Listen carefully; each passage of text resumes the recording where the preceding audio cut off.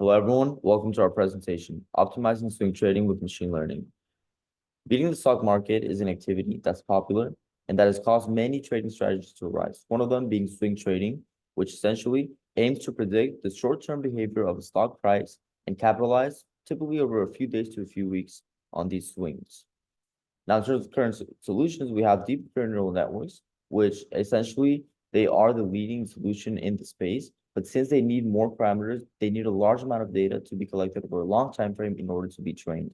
Now, they don't generalize well, and they have poor performance on current day-to-day stock price. So we're going to consider a twofold setup today. The first part, given information about current weekly performance, can we predict the next week's performance? And then can we improve these predictions with bigger picture data from the last year? So for the first question, we use simple regression methods to set a baseline, linear regression, and a one-layer multi-layer perceptron, which functions like an RNN. We ruled out two types of SVMs as well as ridge regression in the early phases of our project because they weren't contributing fruitful results. So we only formally experimented with these two.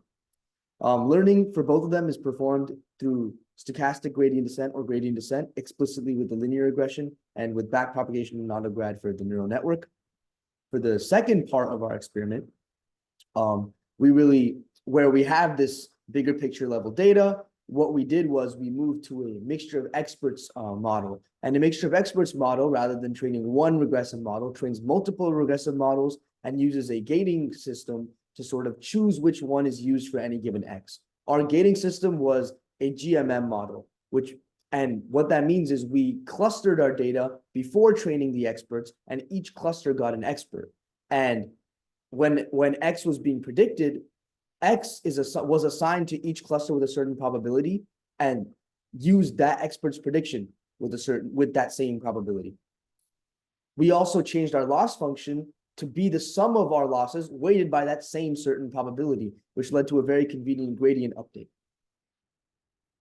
Because investors care a lot about risk, we also perform quantile regression to get best and worst case performances of our model and hopefully provide a risk estimate. Yeah, so in terms of data collection, we actually built our own web scraper from scratch, and we used 3 APIs in order to get the micro level data and the macro level data that we needed. And this resulted in about 17,000 files for the micro level data and around 1,600 for the macro level data.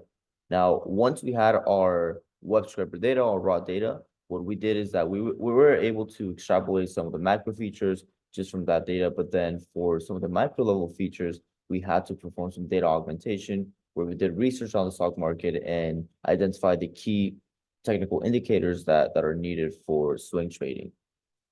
Now, we used the string features and we turned them into one-hot encoded features, and the number features we essentially normalize them in order for our models to have a more stable convergence. Here we can see that we subtract the mean from the original feature value and we divide it by the standard deviation. To present our results, we present our test losses for each model in each setup. The linear model slightly outperformed the neural model, which was interesting. And the mixture of expert setup outperformed the regression model by a middling amount, which translated to 2.65 when converted back to stock market percentage space. Qualitatively, the simple regression and the mixture of experts pretty much looked the same. And furthermore, they pretty much looked independent of the true labels on the whole, which kind of explains why the linear might have outperformed the neural.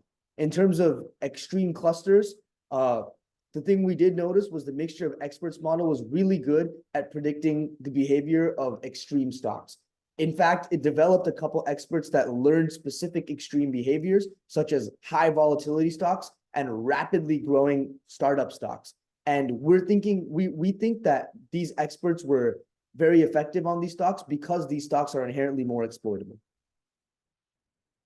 As far as quantile plots for the quantile regression, uncalibrated, we noticed that the quantile plots in simple regression and the mixture of experts setup really did look like lines, which really implies that despite having a hard time learning the true result of how a stock changed, we were really good at learning the underlying distribution of how the stock changed, which indicates that we are able to model the stock's behavior. It's just a very high variance model.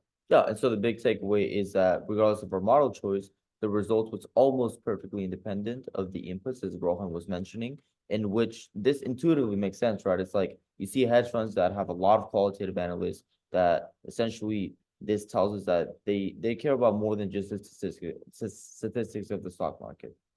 Thank you for listening to our talk. I'm Jose Ricardo. And I'm Rohan, and again, I would thank you so much for coming out.